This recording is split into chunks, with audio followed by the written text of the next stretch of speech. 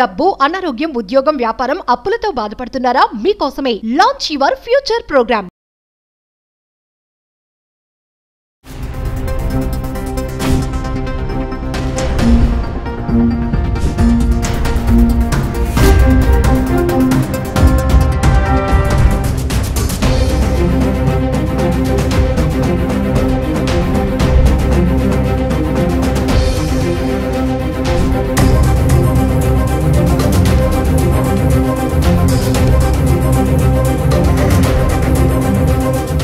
నమస్తే, welcome back to Suman TV. ప్రస్తుతం మనతో పాటు ఉన్నారు consumers affairs committee chairman Mandadi Krishna Reddy గారు. నమస్తే సార్. నమస్తే మేడం. సార్, ఇక్కడ మేడే మేడే మేడే ఇది ఒకటి బ్లాక్ బాక్స్. ఇప్పుడు ఆర్టికల్స్ ఎక్కడ చూసినా నేను పొద్దుట పేపర్ చదివాను సార్. దీని గురించి చాలా బాగా రాసుకుంటూ వచ్చారు. ఈ మేడే అనే పదము అంటే ఈ పైలట్స్, ఏటీసీ వాళ్ళకి కమ్యూనికేషన్ లాంగ్వేజ్ అంట ఇవన్నీ కూడా. అంటే ఒకసారి దాని చరిత్ర, ఆ మేడే అనే పదం ఎక్కడి నుంచి వచ్చింది, దాన్ని ఎప్పుడు వాడతారు, మన సందేశం ఏంటి, అలాగే బ్లాక్ బాక్స్ గురించి కూడా. మేడే అనేది సహజంగా మనం వినేది కార్మిక దినోత్సవం అంటాం. మేడేని మే 1 నాడు వస్తుంది. ఇది రష్యాలో మొట్టమొదట పుట్టింది. రష్యా కార్మికులంతా ఏకమై దాన్ని జరుపుకున్నట్టు పరిస్థితి నుంచి ప్రపంచ కార్మికులందరూ కూడా మేడే నాడు సెలబ్రేషన్ చేసుకుంటారు.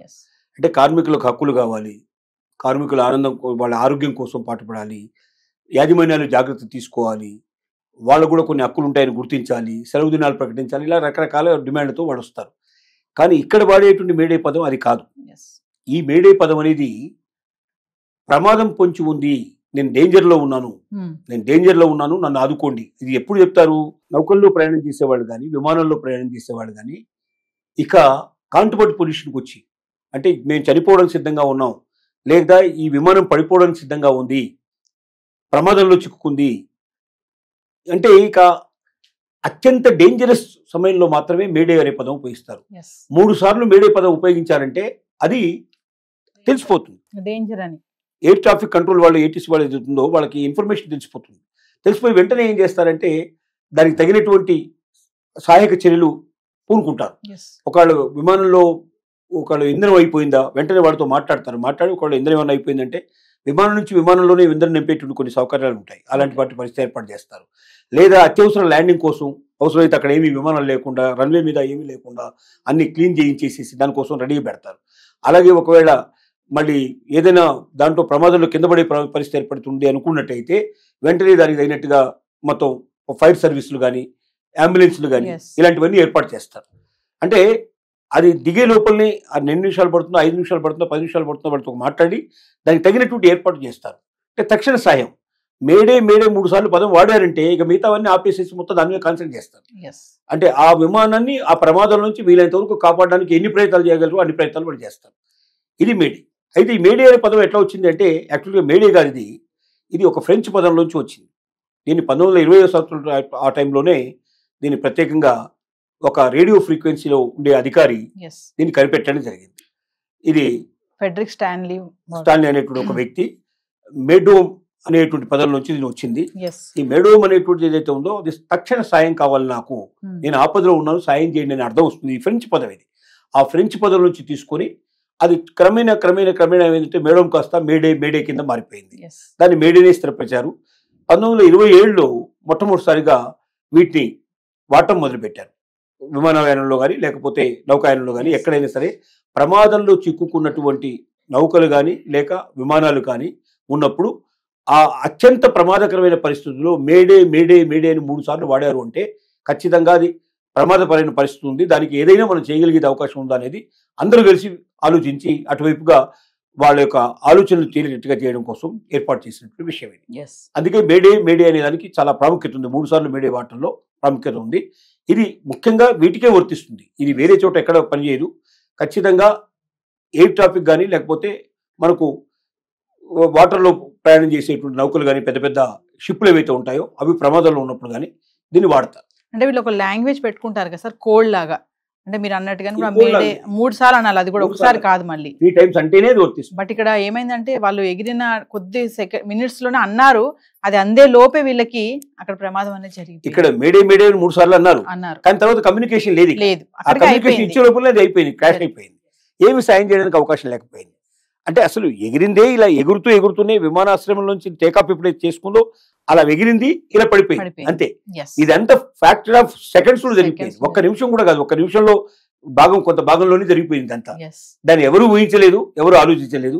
కళ్ళెదురుగా జరిగిపోయింది, కళ్ళెదురుగా ఇదంతా జరిగింది. చాలా మంది చూస్తుండగా, కొన్ని వేల మంది చూస్తుండగా జరిగిపోయింది. సో మరి ఇప్పుడు బ్లాక్ బాక్స్ ఇది ఇప్పుడు ఇంపార్టెంట్ రోల్ ప్లే చేస్తుంది. అది ఇప్పుడు దొరికితేనే అసలు ప్రమాదం ఎలా జరిగింది ఏంటి అనేది తెలుస్తుంది అంటున్నారు. అంటే విమానం బ్లాస్ట్ అయిపోయినా కూడా ఈ బ్లాక్ బాక్స్ అనేది మాత్రం సేఫ్ గా ఉంటుందంట. అంటే ఎంతవరకు సేఫ్ గా ఉంటుంది? అది 100% సేఫ్ గా ఉంటుంది. ఎందుకంటే బ్లాక్ బాక్స్ అనేటువంటి ఏతుందో అది విమానంలో అత్యంత ముఖ్యమైనటువంటి పార్ట్. అంటే ఏదైనా ప్రమాదం జరిగినప్పుడు ఆ ప్రమాదంలోంచి, అంటే ఆ ప్రమాదం ఎందుకు జరిగింది, ఎలా జరిగింది, అది పైలట్ వల్ల జరిగిందా లేకపోతే ఇంకేదైనా తప్పిదం వల్ల జరిగిందా, టెక్నికల్ ప్రాబ్లమా తెలుసుకోవడానికి వీలుగా ఉంటుంది. ఈ బ్లాక్ బాక్స్ లో 2 పార్ట్స్ ఉంటాయి. ఒకటి టెక్నికల్ పార్ట్ ఉంటుంది, రెండోది కాక్పిట్ ప్రాబ్లం ఉంటుంది. అంటే టెక్నికల్ పార్ట్ ఏదైతే ఉందో ఇంధనం సరిగ్గా ఉందా లేదా, ఏవైనా భాగాలు పనిచేస్తున్నాయా లేదా, ఇంకేదైనా ప్రాబ్లం ఏమైనా ఉందా, రెక్కలకి ఏదైనా ప్రాబ్లం ఉందా, అంటే వింగ్స్ అంటాం, ఫైల్స్ అంటారు, వింగ్స్ అని పిలుస్తారు, ఆ వింగ్స్కి ఏమైనా ప్రాబ్లం ఉందా, మొత్తం విమానం లోపల ఎక్కడైనా సరే టెక్నికల్ ప్రాబ్లం ఏదైనా వస్తే కూడా ఆ బ్లాక్ బాక్స్ సంకేతాలు ఉంటాయి. ఆ సిగ్నల్స్ అన్ని దానికి అందుతాయి, రికార్డ్ అవుతాయి దాంట్లో. కాక్పిట్ అంటే ఎక్కడైతే మనకు పైలట్ కూర్చునేటువంటి ప్రాంతం ఉంటుందో, కో పైలట్ కూర్చునే ప్రాంతం ఉంటుందో దీన్ని కాక్పిట్ అంటారు. ఈ కాక్పిట్ లో కూడా వీళ్ళు ఏమైనా సంభాషణ చేసుకున్నారా, అంటే అయ్యో పడిపోతుంది విమానం, మనం ఏం చేస్తాం, ఇప్పుడు మనం ఏం చేయలేకపోతున్నాం కదా, ఇది పని చేయడం లేదు కదా, ఇది జరిగింది అని వాళ్ళు ఏదైతే మాట్లాడుకుంటారు. అంటే ఆ ప్రమాదం దేని వల్ల జరిగిందనే విషయం అర్థమవుతుంది. నడిపే వాళ్ళకి తెలియకపోతే ఇంకెవరికి తెలుస్తుంది? విమానం నడిపేటువంటి వాళ్ళకి అది ఏం జరగబోతుందో తెలుస్తుంది. ఆ తెలిసేటప్పుడు వాళ్ళు మాట్లాడుకోవడం, ఆ చివరి క్షణాలు, అంతిమ క్షణాల్లో వాళ్ళు మాట్లాడుకునే పదాలు ఏవవుతున్నాయో ఈ పదాలు మొత్తం దాంట్లో రికార్డ్ అవుతాయి. ఈ 2 భాగాలు ఉండేవి. ఇది చాలా విలువైనటువంటి మెటల్తో తయారు చేసేటువంటిది. ఎట్టి పరిస్థితుల్లో ఇది కరిగిపోదు. కొన్ని వేల డిగ్రీలకు సంబంధించినటువంటి మనకు మంటలు ఉన్నా కూడా, ఎందుకంటే సహజంగా క్రాష్ అయిపోయినప్పుడల్లా విమానాలు మొత్తం మంటల్లో మండిపోతుంటాయి. ఆ మంటలు మండినా కూడా ఈ పార్ట్కి ఏమాత్రం ఇబ్బంది కలగకుండా, అంటే లోపల ఉన్నటువంటి బ్లాక్ బాక్స్కి ఏమి ఇబ్బంది కలగకుండా, పైన ఉండేటువంటి టోటల్ దాని ఆకారం ఏదవుతుందో ఆ ఆకారం కూడా ఏమాత్రం కూడా దెబ్బతినకుండా ఉండేటట్టుగా, కింద పడ్డా దిగదు, దీనికి ఏం దెబ్బ తగలదు, అలాగే ఇంత పైనుంచి కిందికి ఎత్తేసినా ఏం కాదు, మంటల్లో కూడా ఏం కాదు, ఇలాగా అన్నిటికీ తట్టుకొని నిలబడేట్టుగా తయారు చేస్తారు. ఫస్ట్ విమానాన్ని ప్రమాదం జరిగిందనగానే ముందు కాక్పిట్ ఎక్కడుందో, బ్లాక్ బాక్స్ ఎక్కడుందో వెతుక్కోవడానికి ప్రయత్నం చేస్తారు. బ్లాక్ బాక్స్ దొరుకుతుంది, 100% దొరుకుతుంది. ఇంతవరకు అన్ని విమానాల్లో దొరికింది, అది దొరకపోవడం సమస్య లేదు. బ్లాక్ బాక్స్ దొరికితేనే కానీ కరెక్ట్గా ఏం జరిగింది ఈ విమానంలో అనేది కూడా అర్థమవుతుంది, చెప్తారు అన్నమాట. ఎందుకంటే బ్లాక్ బాక్స్ రికార్డ్ అవుతుంది తెలుసు కాబట్టి చనిపోయే ముందర, ప్రమాదం జరిగే ముందర వివరంగా చెప్తారు, ఇట్లా జరుగుతుంది, మేము దీనివల్ల ఏం చేయలేకపోతున్నాం, క్రాష్ అయిపోతున్నాం, మేము చనిపోతున్నాం కూడా చెప్తారు. ఇన్ఫర్మేషన్ ఇచ్చేస్తారు, ఇన్ఫర్మేషన్ చెప్పేస్తారు, లాస్ట్ ఇన్ఫర్మేషన్ చెప్పేస్తారు. ఆ రికార్డింగ్ అంతా కూడా బ్లాక్ బాక్స్ లో, లేదా వాళ్ళిద్దరు మాట్లాడుకునే దాన్ని బట్టి, సంభాషణ బట్టి కూడా అర్థమవుతుంది, ఆ పరిస్థితిలో ఉంటుంది. టెన్షన్ లో మాట్లాడుతూ ఉంటారు కదా, అది కూడా రికార్డ్ అయిపోతుంది. సో అది దొరికితే గానీ ఇప్పుడు మనకి ఏంటి అనేది డెఫినెట్ గా దొరుకుతుంది. దాని మీద కొంత టైం పట్టొచ్చు, కానీ టోటల్ గా అంతా దాని సమాచారం అంతా తీసి ఆ సిగ్నల్స్ అన్నిటి స్టడీ చేసి పూర్తిగా ఎందుకు జరిగిందనే విషయం కూడా స్పష్టంగా వాళ్ళకి అర్థమయ్యేటట్టు తెలుస్తుంది. భవిష్యత్తులో మరి ఇంకొక విమానానికి జరగకుండా ఉండడం కోసం జాగ్రత్తలు తీసుకోవడానికి ఇది ఉపయోగిస్తారు.